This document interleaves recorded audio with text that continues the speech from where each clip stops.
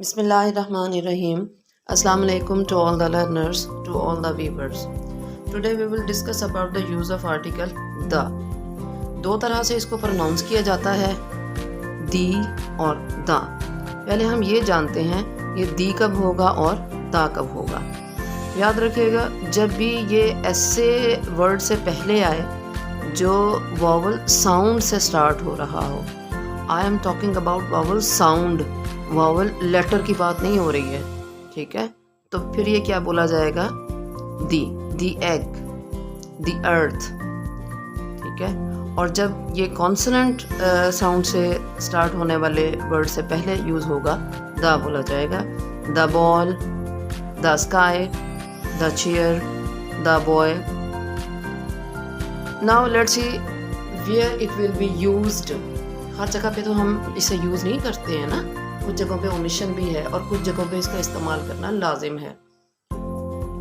Let's see the first example, the boy with blue shirt is my friend. याद रखिएगा, जब भी हम किसी चीज़ को, किसी शख्स को स्पेसिफाई करेंगे तो क्या होगा, द यूज़ किया जाएगा। सेकेंड एग्जांपल देखें, द हॉर्स रन्स फास्ट। यहाँ पर हॉर्स अपनी पूरी क्लास को रिप्रेजेंट कर रहा है, सारे हॉर्सेस को रिप्रेजेंट कर रहा है, ठीक है। तो जब भी कोई सिंगुलर लिविंग थिंग पूरी कम्युनिटी को, पूरी क्लास को रिप्रेजेंट करे तो उससे पहले द यूज़ होगा, ठीक है। लेकिन कहाँ यूज़ नहीं होना है, मैन और वमेन से पहले। मैन और वमेन बेशक वो सिंगुलर हों, अपनी पूरी कम्युनिटी को रिप्रेजेंट कर रहे हों, उनसे पहले दा यूज़ नहीं करेंगे। उसके अलावा बाकी तमाम सिंगुलर लिविंग थिंग्स जो अपनी क्लास को, अपनी कम्युनिटी को रिप्रेजेंट करें, वहाँ हम यूज़ करेंगे, ठीक है। सो मैन इज़ मॉर्टल, यहाँ मैन के साथ दा इस्तेमाल नहीं होगा। Next example is the rich should help the poor. अब आप ये देखें कि रिच और पुअर क्या है, हमारे एडजेक्टिव हैं, ठीक है। लेकिन क्या है कि ये एक पूरे ग्रुप को जो है रिप्रेजेंट कर रहे हैं। सो जब भी कोई एडजेक्टिव एक ग्रुप को, एक क्लास को रिप्रेजेंट करेगा तो उससे पहले द यूज़ होगा। द रिच, अकेला रिच जो है वो एज एडजेक्टिव तो यूज़ हो जाता है, लेकिन जब द साथ आ जाता है तो क्या है कि ये नाउन का रोल प्ले करता है, ठीक है। द रिच हो, द पुअर, यहाँ पर ये क्या हो जाएंगे, नाउन बन जाएंगे, एडजेक्टिव जो है वो नाउन बन जाएंगे। और हमेशा से हम पढ़ते आए हैं कि जहाँ भी हम सुपरलेटिव डिग्री को इस्तेमाल करेंगे एडजेक्टिव को, वहाँ हम द यूज़ करेंगे। जैसे he is the tallest boy in the class. अब देखें, टॉलेस्ट क्या है, सुपरलेटिव डिग्री है, ठीक है। और यहाँ कंपैरिजन हो रहा है किस चीज़ का, टॉलनेस का, पूरी की पूरी एक क्लास में जो है। जब भी इसको बताया जाएगा तो क्या होगा, द यूज़ किया जाएगा। ये तो हम पढ़ते आए हैं कि सुपरलेटिव डिग्री के साथ यूज़ होगा, लेकिन ये कंपैरेटिव डिग्री के साथ भी यूज़ हो सकता है, ठीक है, बल्कि होगा। कहाँ, let's see the example, he is the taller of the two.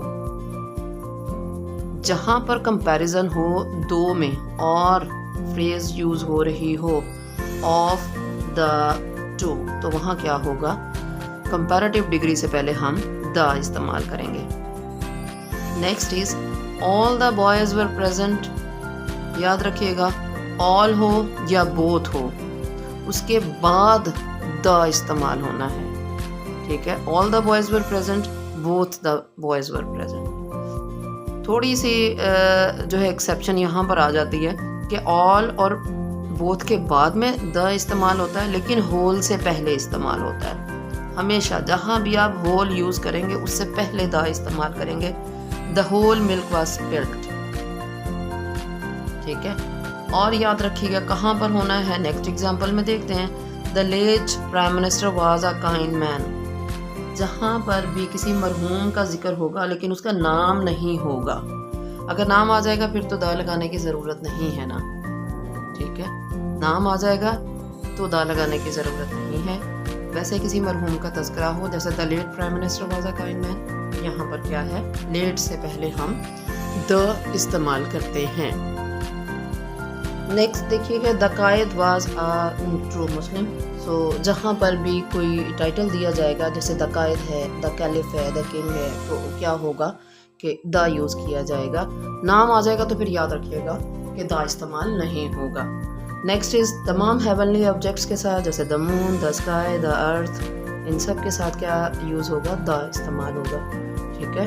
और जितनी भी रिलीजियस और हॉली बुक्स हैं, जैसे the Holi Quran, the Bible, इनके साथ द यूज़ होगा। तमाम पार्ट्स ऑफ बॉडी के साथ द यूज़ होगा।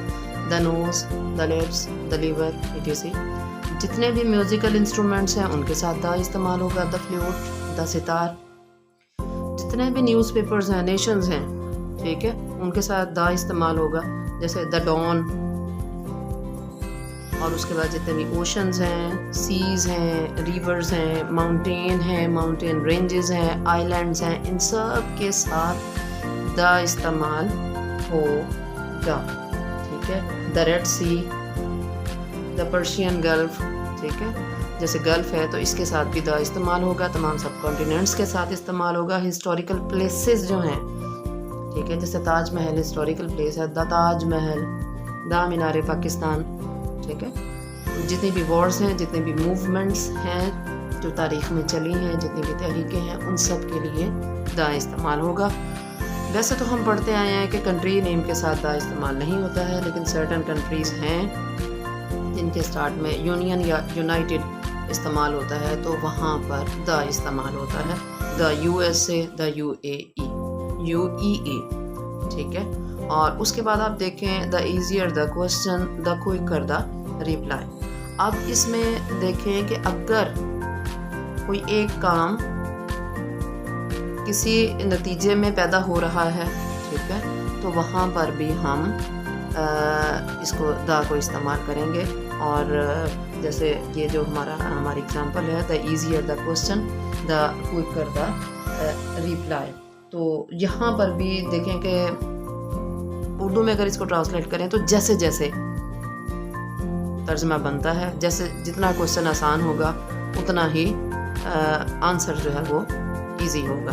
ठीक है, उतना जल्दी आएगा। सो इस किस्म की एग्जांपल में भी हम क्या यूज़ करते हैं, द इस्तेमाल करते हैं।